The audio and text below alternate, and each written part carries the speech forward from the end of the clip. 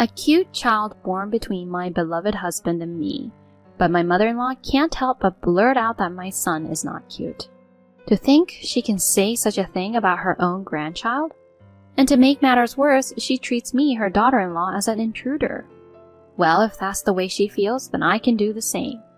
This is the story of the most selfish and awful mother-in-law, and the tale of the daughter-in-law who stands up to her. My name is Maya. When I was 28 years old, I got married to my husband, Andrew. A year ago, our long-awaited son, Liam, was born. Around the time our son turned 6 months old, I also returned to work. I was juggling work and entrusted our child to daycare. Some people might think that it's too early for such things. However, we had a certain situation. My husband's workplace wasn't doing well, and since we got married, his salary gradually decreased. To be honest, I'm currently earning twice as much as he is. We also have a newborn child, but we know that we'll need even more money in the future. With that in mind, I decided to return to work sooner. I never had any complaints about going back to work because I didn't dislike my job in the first place. However, there was someone who didn't approve of my return to work. That person was my husband's mother. My mother-in-law moved in with us 3 months ago, but it seems like she has issues with me. She not only criticized my parenting, but also finds fault with my everyday actions. Putting such young children in daycare? You're unfit as a mother. It's been a tradition for women to stay home and take care of the household, hasn't it? Come on, what era are we living in? She endlessly lectures me with such old-fashioned beliefs. As soon as I come home from work with my son, "You're working until this late again. Don't you think Liam deserves better?" she immediately started shouting. On my days off, I spend the whole day with Liam. He's doing just fine at daycare, and we have a stable routine there, so it's okay, you know. If I try to argue back, she raises her eyebrows sharply. Are you really going to unquestioningly believe what complete strangers like daycare workers say? If that's the case, your child won't grow up properly, you know. My mother-in-law, who doesn't usually take care of her son, still feels entitled to give parenting advice as if she's an expert. And on top of that, she doesn't hesitate to criticize my personality. Living with a daughter-in-law who only cares about her job. Honestly, I regret it too. Why did Andrew marry someone like her? I feel like I'm going crazy with stress every day. At that moment, even I, who is usually patient, couldn't help but get irritated. Well, if it bothers you that much, would you like us to stop living together? You do understand why we ended up living together, don't you, mother-in-law? Yes, there is a reason why my mother-in-law started living with us. Originally, my mother-in-law and father-in-law lived together in their own family home. Then one day, my father-in-law had a traffic accident and became paralyzed from the waist down. Furthermore, it was discovered that he had advanced dementia, and my mother-in-law couldn't handle it anymore. She had to place my father-in-law in a care facility. Afterwards, she asked us to come back and live together here. She pressed us to move back in together, but both my husband and I had jobs to attend to. Considering the commuting situation, we couldn't just move from our current home. Then one day, my mother-in-law suddenly brought her belongings to our house without asking, and ended up staying. Ultimately, this cohabitation wasn't by mutual consent. It's essentially an inconvenient living arrangement where my mother-in-law moved in on her own accord. I understand that it's tough, considering that you're parents-in-law. That's why we agreed to live together. But didn't we promise not to interfere with each other from the beginning? Oh, did we? I can't even remember something from that long ago.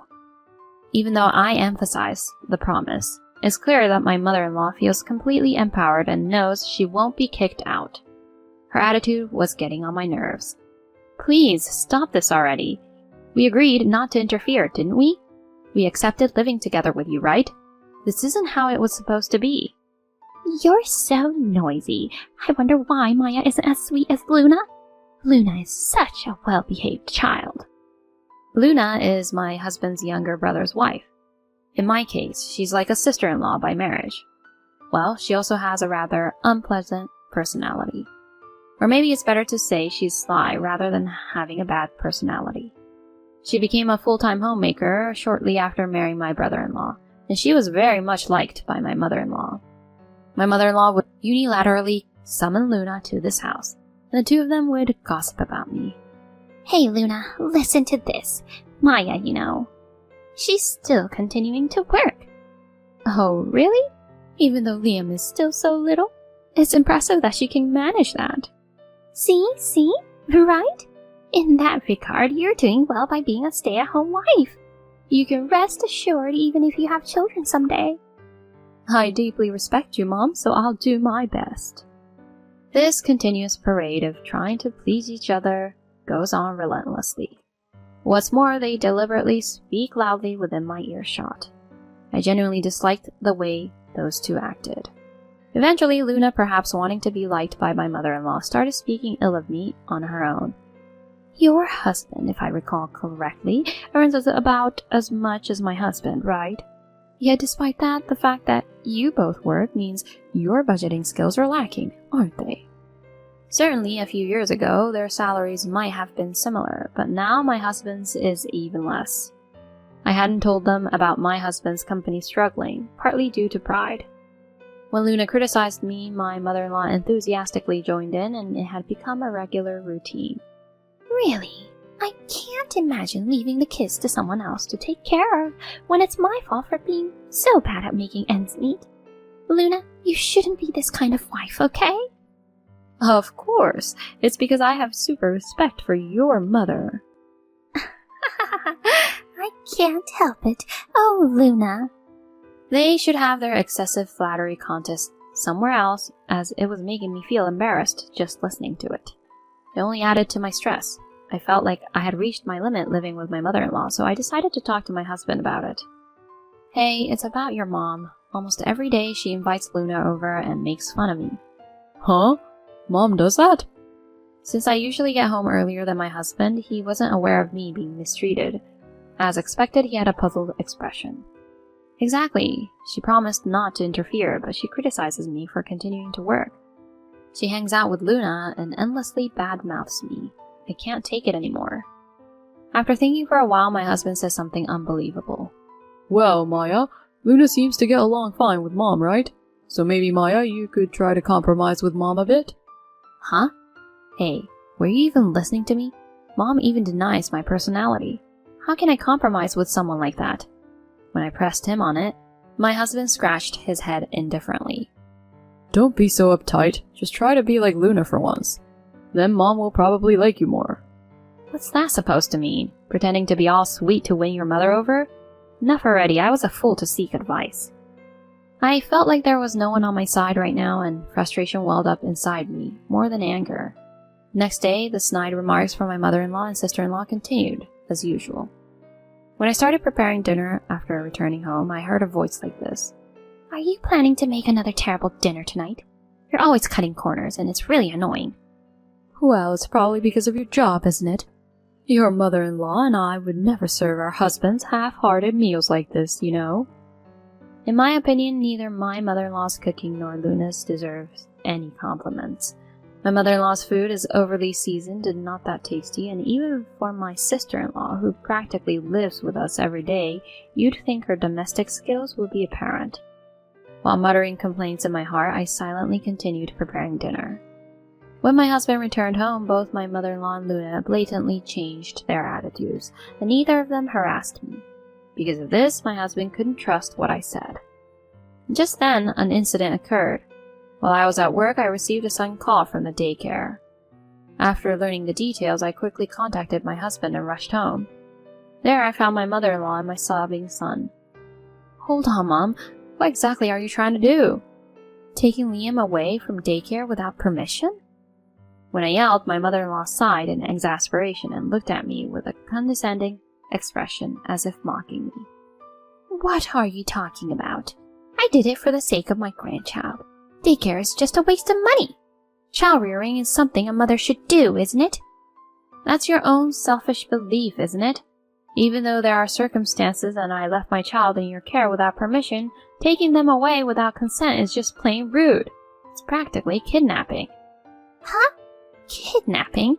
It's my grandchild, for heaven's sake. Whether it's a grandchild or not doesn't matter. You ignored the daycare teacher's objections and took them away on your own, which is no different from kidnapping. At this point, my mother-in-law just shrugged her shoulders. Eventually, she began saying something outrageous. Ha! Nonsense. Neither you nor the grandchild are cute at all. If you have complaints, just leave already. For me, it's one thing, but my grandchild? Not being cute? At that moment, a loud warning bell rang inside me. To think my own grandchild isn't cute, and to say it so casually in front of the grandchild. Living together with someone like this any longer is impossible. I will absolutely not forgive her for belittling my precious son. I absolutely must protect this child. At that moment, my husband returned home, and I immediately told him, Andrew, it was your mother who took Liam from daycare. I've reached my limit, Andrew. I can't live with your mother. Then my mother-in-law suddenly started pretending to cry and playing the victim. Listen, Andrew, can you believe Maya treats me like a kidnapper? I was just going to pick up adorable Liam. Don't you think this is terrible? Just picking him up? My mother-in-law's words got me heated up as well. Don't joke around. Earlier you said our child isn't cute, right? Telling me to leave quickly. You can leave. This is our home. Do you plan to act like a good mother only in front of my husband? Andrew, please help me. Maya always harasses me like this. Seeing my mother-in-law crying and pleading with my husband, I couldn't help but find it all absurd. If my husband were to side with this melodramatic act of my mother-in-law, I thought at that moment we would live with just my son and me. That's what I thought. My husband was the first to break the silence. For now, let Maya and me have a conversation. Please go back to your room, Mom. My husband, who always took his mother's side, made this statement, leaving my mother-in-law wide-eyed.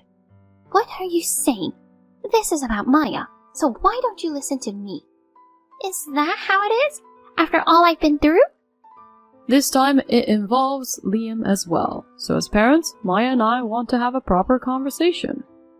My mother-in-law wore a consistently dissatisfied expression, but she probably couldn't say anything against her son, so she reluctantly agreed.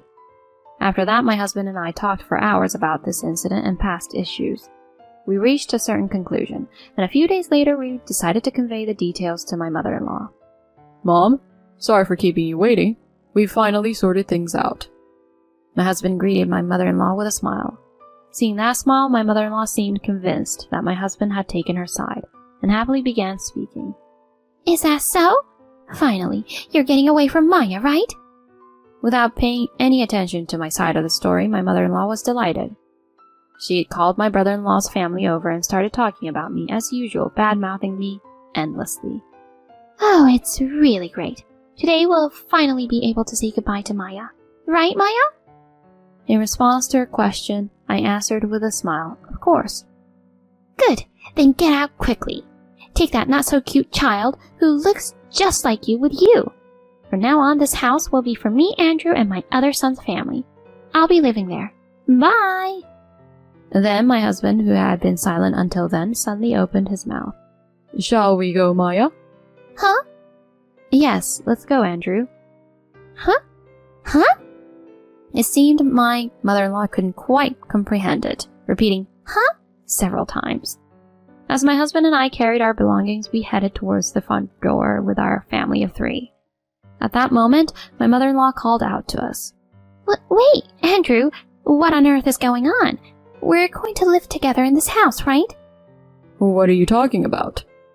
My husband turned back to my mother-in-law with a cold expression. I'm leaving with Maya. I can't tolerate your delusions any longer. My mother-in-law's body trembled and she slumped to the ground in disbelief. Why? Why are you taking her side? I heard everything from Liam's daycare teacher. How you took Liam away on your own, how you verbally abused the daycare staff, and how you bad-mouthed Maya at the daycare. That's... I never thought my mother could be such a terrible person. I misjudged her. Just surround yourself with people who actually listen to what you say and try to live a good life. With those words, my husband pushed me forward and left the house. My mother-in-law cried until the very end, calling my husband's name. On the way to our new home, my husband apologized to me. I'm sorry I didn't realize it sooner. Please, forgive me. And what are you saying? Just by taking action like this, it's more than enough. I smile at my husband. Yes, I was more than happy that my husband believed my story this time and not my mother-in-law. Since then, we no longer have anything to do with my mother-in-law or my brother-in-law and his wife, and we've been able to regain a peaceful daily life. After that house was cancelled, so my mother-in-law had no place to live. She seems to have moved in with my brother-in-law's family. With my mother-in-law joining and putting a financial strain on them, they couldn't manage on just my brother-in-law's income. As a result, my sister-in-law had to start working, and now my mother-in-law is all alone at home. There's no one to badmouth anymore, and they don't even have someone to exchange harsh words with. In fact, even with Luna, whom she used to get along with so well, they now have constant arguments. It's because of you that I had to start working, isn't it? Spare me. Huh? Is it my fault? You're in the way, you old hag. Seeing Luna's true nature, it seems even my brother-in-law's feelings cooled off. Now they're in the middle of divorce proceedings. She used to be able to pretend in front of my brother-in-law because she had a lot of time on her hands, but now that she's working, she's getting frustrated more and more. It seems her true colors emerged. Whatever situation they find themselves in, I have no intention of ever having anything to do with my mother-in-law and the others. It's just my husband, my son, and me. We plan to work together to build a happy family from now on.